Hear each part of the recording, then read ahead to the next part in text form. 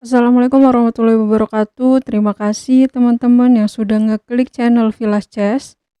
Kali ini aku akan sharing bagaimana sih cara kita untuk merencanakan penyerangan di lajur seperti ini. Kemudian nanti ada di baris seperti ini dan juga diagonal. Nah, posisi yang pertama ini kita akan melihat bisakah putih mengambil menteri hitam ini.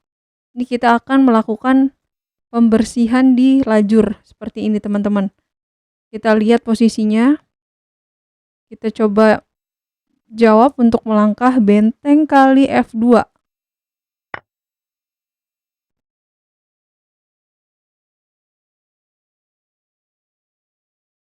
Benteng kali F2. Oke, terlihat kalau misalkan dipukul, pion akan melakukan promosi di petak F1. Kita coba lihat G kali F2. Nah, di sini teman-teman ada langkah putih yang bisa melakukan pembersihan di baris di lajur F ini, yaitu langkahnya yang tepat benteng kali F5. Ini langkah terbaik. Kenapa? Karena akan melakukan pencegahan terhadap pion yang akan promosi di petak F1. Kemudian raja hitam melakukan pemukulan di F5, lalu ada langkah pion ke G4. Raja kali G4 dan raja ke G2 mendekati ataupun menangkap pion di F2. Lanjut raja F4, raja kali F2, raja E5, dan di sini teman-teman kita akan melakukan promosi di petak A8. Pion A6, raja D6, pion A7, raja C7, dan hitam tidak dapat mengejar pion di A7. Kita bisa melakukan pion ke A8 jadi menteri. Oke, berikutnya. Ya, posisi seperti ini kita lihat jalurnya, ini hitam yang jalan. Jadi posisi raja putih sudah terjepit di petak D3. Tinggal kita ingin mengambil jalur yang bisa menyerang raja di D3 ini. Oke, kuda ke C5 dengan ancaman nanti pion ke E4. Kalau misalkan dipukul, kita tinggal pion E4. Kemudian kalau dipukul pakai pion, tetap saja pion ke E4. Jadi kita ngambil pembersihan di jalur E ini. Oke, berikutnya. Ya, posisi seperti ini kita lihat teman-teman. Langkahnya yaitu pion ke D6. Karena apa? Rencananya kalau misalkan ini dipukul, kita bisa melakukan langkah kuda ke D5. Karena posisi menterinya tidak bisa melakukan keluar dari ancaman kuda di D5. Contoh gajah kali D6, kemudian kuda ke D5. Untuk melakukan ster ini nggak bisa dipukul karena open menteri di C2. Menteri tidak bisa ke sini, kemudian ke sini, ke sini. Jalur diagonalnya sudah dipegang oleh perwira-perwira putih. Jadi ini langkah kuda D5, langkah yang paling tepat. Berikutnya teman-teman. Oke, posisi seperti ini. Ya, kita mau ngambil lajur yang bisa menyerang raja dan juga gajah, yaitu pion ke C6. Kalau dia pukul, pion E kali F4, raja kali F4. Kemudian nanti kalau misalkan rajanya mengetahui bahwa ada skak di C5, dia misalkan ke raja E7. Kita tinggal melakukan pengusiran di C7. Kalau misalkan raja mendekati, kita cek di C5, makan mendapatkan satu perwira di B3.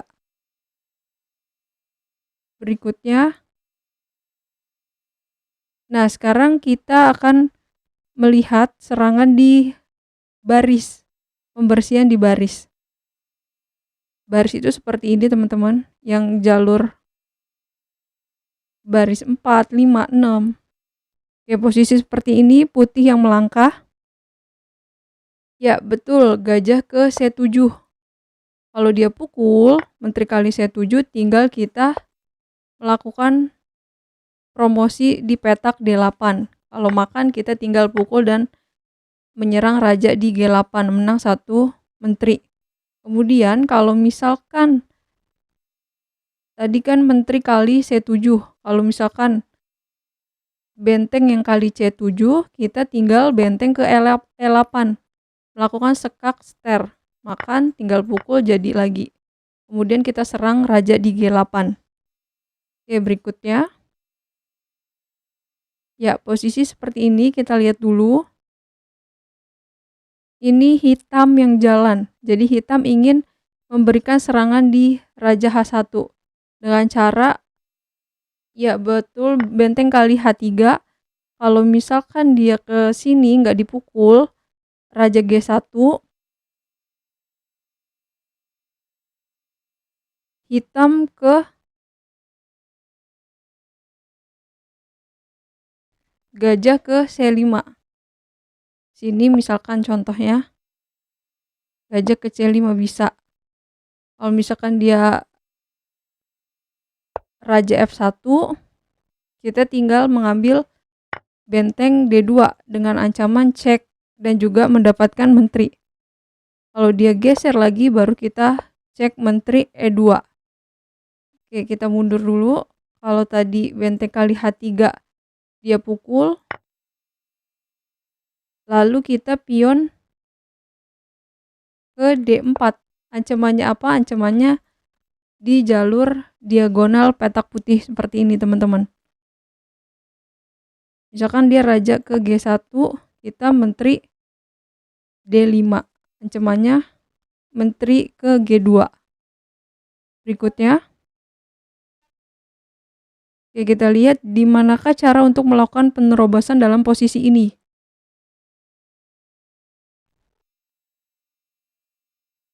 Oke, teman-teman, ini benteng kali C4.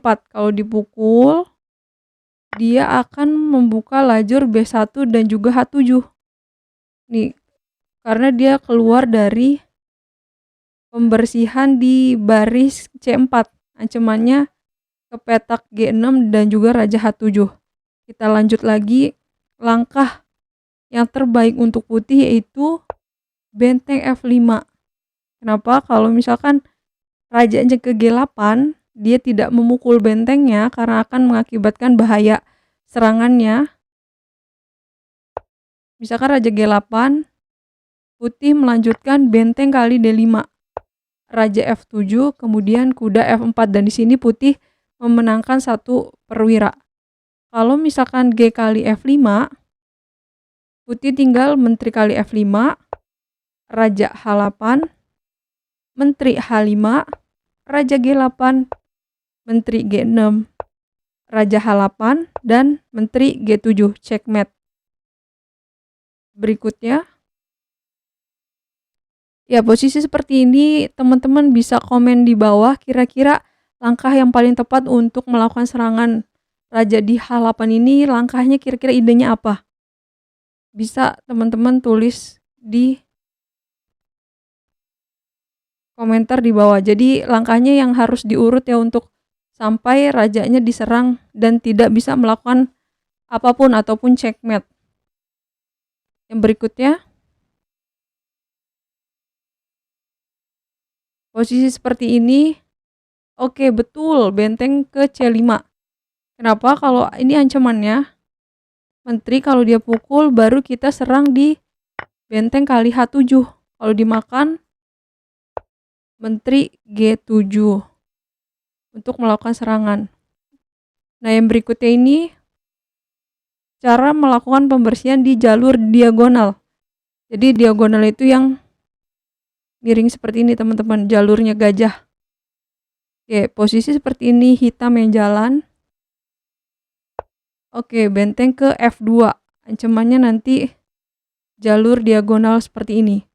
Kalau gajah kali F4, kita bisa melakukan benteng G2, raja H1, kemudian benteng kali G3, terpaksa untuk benteng F3 untuk menutup jalur diagonal, lalu kita tinggal pukul gajah kali F3. Kita balik, tadi kalau gajah kali F4, seperti ini. Kalau misalkan raja kali F2, kita tinggal checkmate kuda H3, karena jalur diagonal sudah dikuasain oleh gajah C6. Berikutnya, posisi seperti ini, tadi kalau raja kali F2 sini, kemudian gajah kali F4, kalau benteng kali F2, ya tinggal kita benteng E1, benteng tutup F1, kemudian kuda ke H3. Berikutnya, kita lihat posisinya. Oke, kita akan menyerang raja di G7, tetapi di sini masih ada gajah di E4 untuk masuk menterinya ke petak G6 ini. Caranya yaitu gajah ke B7, ancam menteri di A6, baru kita akan melakukan serangan di petak G6. Kalau ini dia pukul, kita tinggal cek menteri G6. Tetapi kalau dia melakukan pembelaan terhadap rajanya, kita tinggal pukul menterinya. Oke teman-teman, ini aja tentang cara penyerangan di lajur, baris, dan diagonal. Semoga bermanfaat.